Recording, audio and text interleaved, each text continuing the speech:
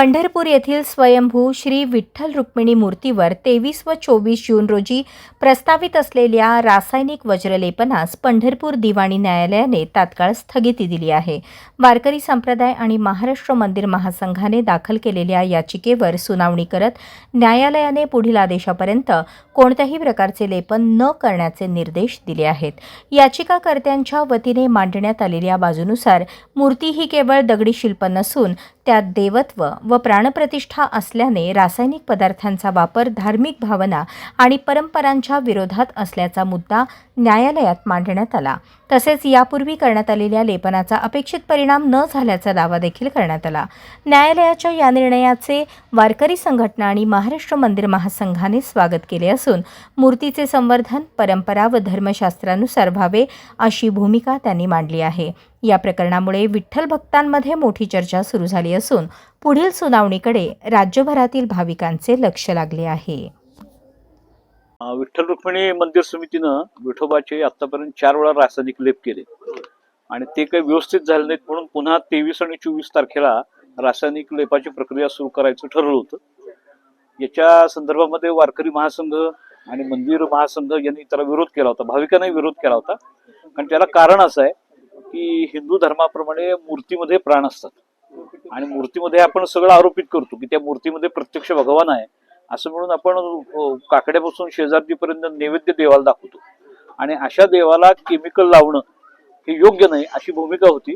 आणि मंदिर समिती ऐकत नसल्यामुळं दिवाणी कोर्टामध्ये मंदिर महासंघाच्या वतीनं गणेश लंके आणि बाळासाहेब डिंगरे यांनी इंजंक्शन सूट म्हणजे ताकीदीचा दावा दाखल केला होता आणि त्याच्यामध्ये तुर्तातुर्त ताकीद अर्ज होता, त्याची सुनावणी झाली आणि त्याच्यामध्ये वादींच्या वतीनं नामदार सुप्रीम कोर्टाचा एक निर्णय की महाकालेश्वर ज्योतिर्लिंग आहे त्याचं जे प्रकरण ते सुप्रीम कोर्टापर्यंत गेलं होतं आणि त्याच्यामध्ये सुप्रीम कोर्टाने निर्देश दिला होता भाविकांच्या भावना लक्षात घेऊन मूर्तीला किंवा शिवलिंगाला कोणत्याही प्रकारचं केमिकल लावू नये.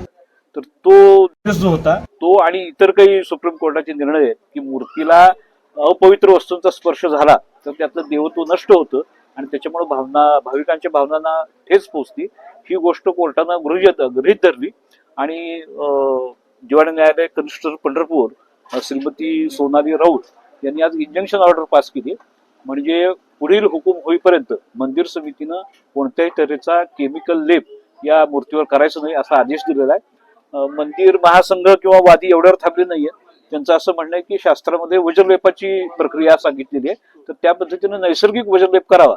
मूर्तीचं संरक्षण संवर्धन होणं याविषयी कोणाचं दुमत नाही, पण त्यासाठी केमिकल वापर करावा ह्याला वारकऱ्यांचा विरोध आहे आणि त्या दृष्टीनं कोर्टाचा आजचा निकाल महत्वाचा आहे. मंदिराच्या बैठकीमध्ये याच्यावर चर्चा झाली होती, 4 वेळा जी प्रक्रिया झाली त्याच्यामुळे मूर्तीला काही इजा झाली आहे का आणि त्याचा जबाबदार कोण, त्याच्यावर काही चर्चा होऊ शकते?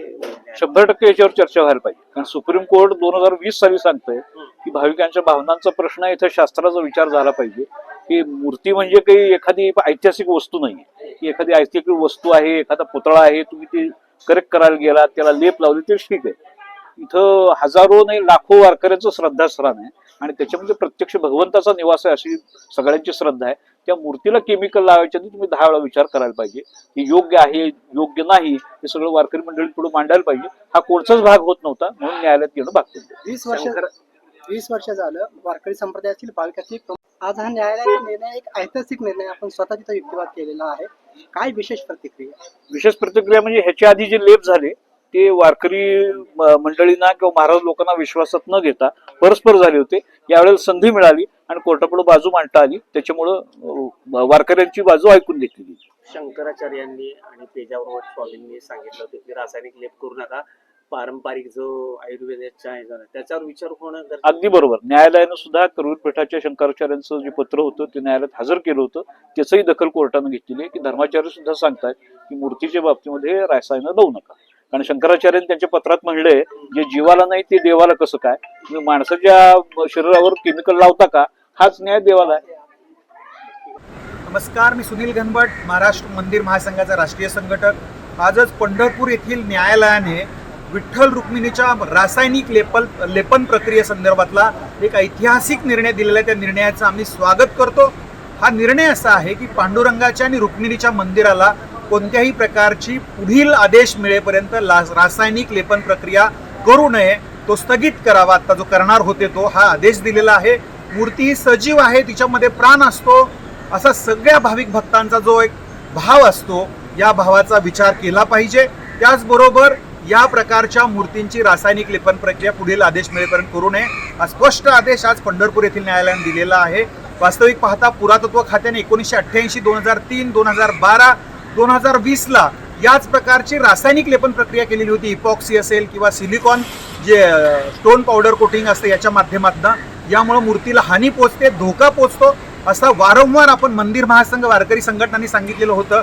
नुकतीच झालेल्या बैठकीत सुद्धा सर्वांनी याला आक्षेप नोंदवलेले होते, परंतु मंदिर समिती आणि पुरातत्व खात्याचा मनमानी कारभार असल्यामुळे आम्हाला न्यायालयात जावं लागलं आणि न्यायालयाने हा निर्णय दिला. त्याचं आम्ही स्वागत करतो. आणि अशा प्रकारे कोणत्याही ठिकाणी देवतेला रासायनिक लेपन प्रक्रिया, वज्रलेपन प्रक्रिया होऊ नये.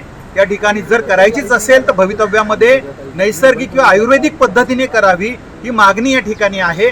त्याचबरोबर शंकराचार्यांनी सुद्धा करवीर पीठाच्या या संदर्भात रासायनिक लेपन प्रक्रिया करू नये असं पत्र मंदिर समितीला पाठवलेलं होतं. या सर्व गोष्टींमुळे आज हा ऐतिहासिक निर्णय आलेला आहे. न्यायालयात सुद्धा आम्ही आभार व्यक्त करतो आणि अभिनंदन करतो. नमस्कार.